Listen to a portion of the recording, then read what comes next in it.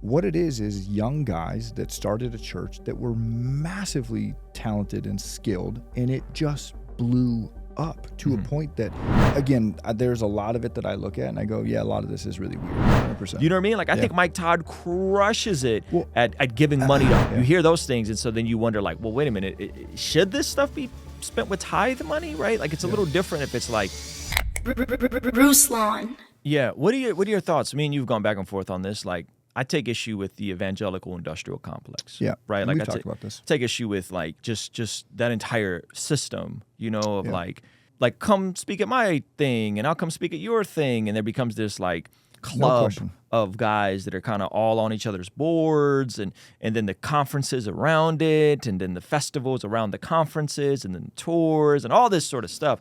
I don't know if, when you're talking about people being unchurched, like, I don't know if that adds a net positive or a net negative to everything. Yeah, and again, we've talked about this where there's a lot of it that I look at and I go, yeah, a lot of this is really weird, right? Mm-hmm. Same guys speak at each other's conferences all year. We all pay a bunch of money. And most of the time it's pastors flying around and going to these things, right? That are worshiping at the altar of these dudes. And if you were to go to 8 different conferences around the country in 2023 and see the same guys, you're going to hear the same talk, right? They typically have one conference talk they go around and they do. And it's a great money-making thing for them. And I also believe that they think that they're doing some positive good. I think they're probably just trying to pay their bills and feed their kids. Now, I look at a lot of that and I go, I don't know how helpful this is. I haven't been a conference dude for a long time now. There's much more practical things that pastors can do to get training.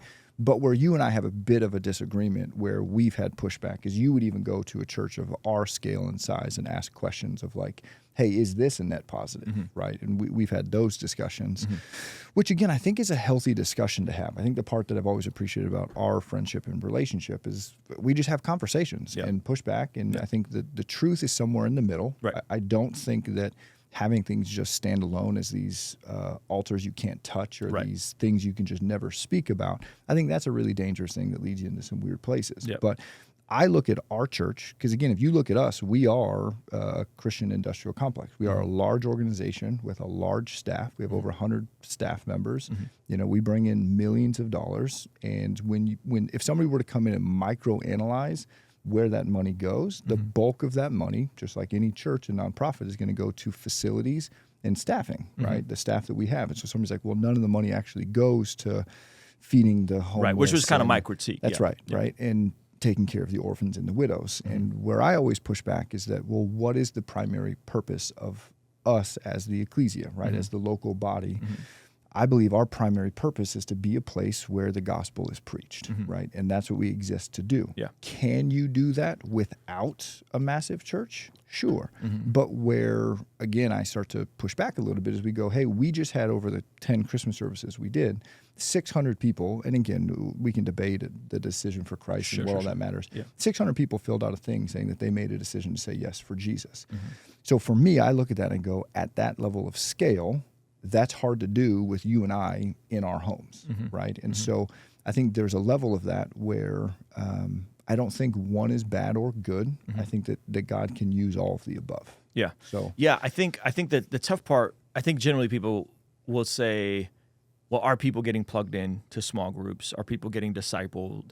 Is there accountability for how the funds are spent? Sure. Right? And so I think there's a lot of churches that do amazing stuff. Like I'm going to have Pastor Chris Brown on from North Coast next week or next Wednesday. I think they're like 90% of their church is in a small 90, group. Yeah. That's crazy. Yeah. Right? This might be a controversial one for some of you guys. Rich Wilkinson's church, right? Like he wasn't taking a salary for the longest.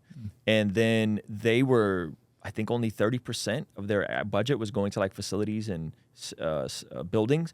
But they also had a building given to them, and he's also, you know, connected with the Kardashians and all that stuff, right? Yeah. But I just think there's also there's models where when you think of like VU Church, like you definitely think of like amazing community work that they're doing in places like Liberty City and in places like that. And so the context of I guess my statement was like, it's not that like, oh, yo, every dollar got to go back out, right? Yeah. It's more so like if we know we're dealing with people that are jaded towards the evangelical industrial complex. I just gave words to something that we all kind of feel innately, right?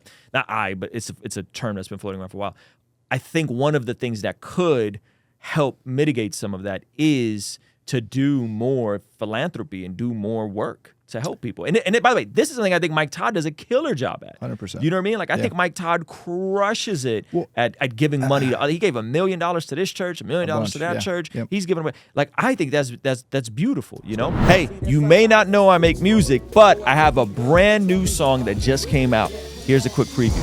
I went from being a porn addict to sharing the gospel with a porn actress who was criticized for being low status by the same OnlyFans who treat us so lavish. I'm confused. I swear y'all thought he did doing podcasts, hot takes. He still can rap. Now, this is my first song that I've released in over a year, so I need you to go to Spotify, Apple Music, or wherever you consume music and stream Too Soon right now. Add it to your favorite playlist, share it with a friend. So hit the link in the description or go to RuslanToTheMoon.com to stream Too Soon now. I'll see you over there. Oh, they got me with the dramatics. You knew that a moment cannot be. I think a big part of it is the church has kind of operated under the model that it's not so much like secret, but they just don't talk about a lot of stuff. Yeah. And so people do what they do and they fill in the blanks, right? And they fill in the gaps with what they suppose is happening. They see a pastor drive in on a car that's more than a hoopty, and they're like, oh, he's taking all the money. Yeah. And it's like,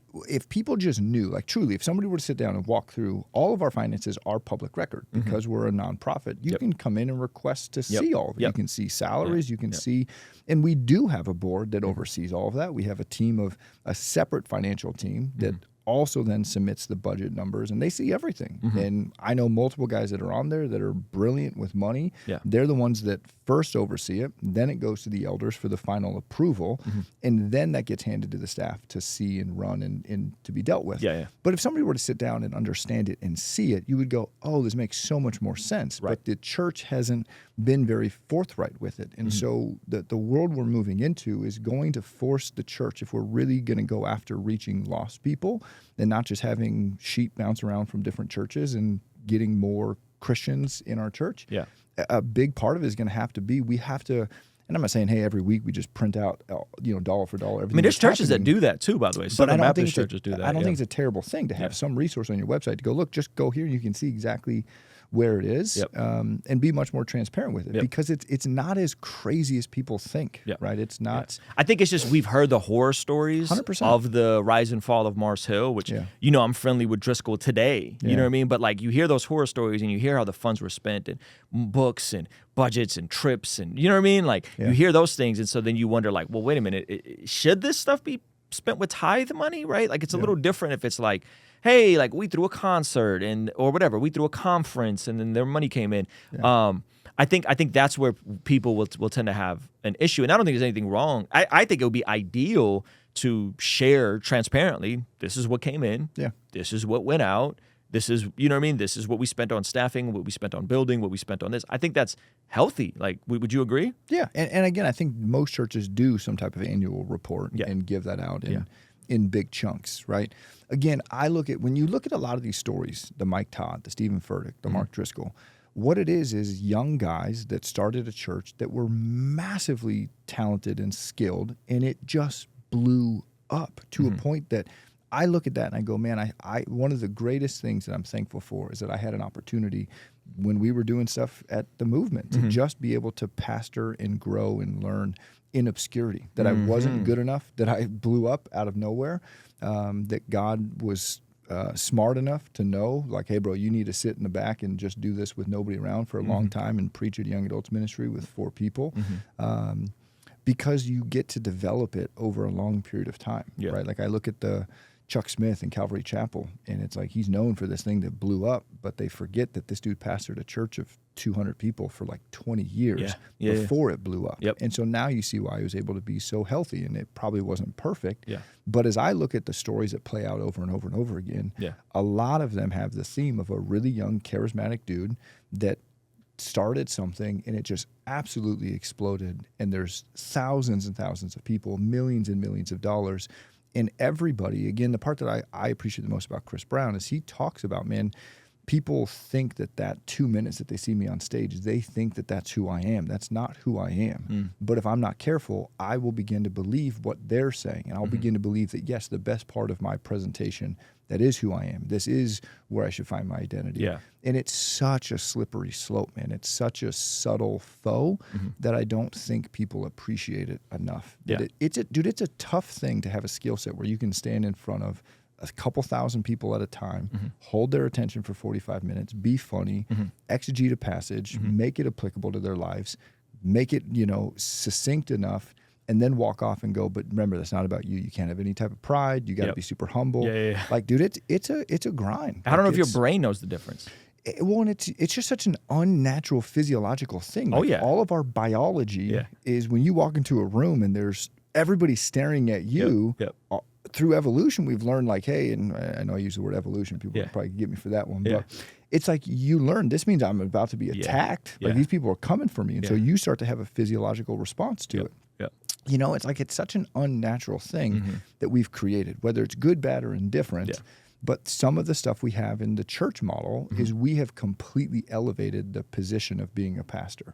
And if you're not somebody that is naturally relational, that pursues relationships with people who aren't impressed by you, you can unintentionally become that guy that really begins to believe all the hype of what people are saying about you. Hey, this clip is from our daily after party stream. If you enjoyed it, consider signing up for our Patreon community for only $5 a month, where you get access to the replays of our daily after party streams, as well as the uncut extended versions of our podcast, Discord access that's private, and a discount code for our merch store, only $5 a month. And ultimately, it's the best way to help us contextualize the gospel of Jesus using media, podcasting, and of course, YouTube. The link for that is in the description or in the pinned comment. The perks are amazing. You should get on there. It's only $5 a month. I'll see you over there, all right? Peace.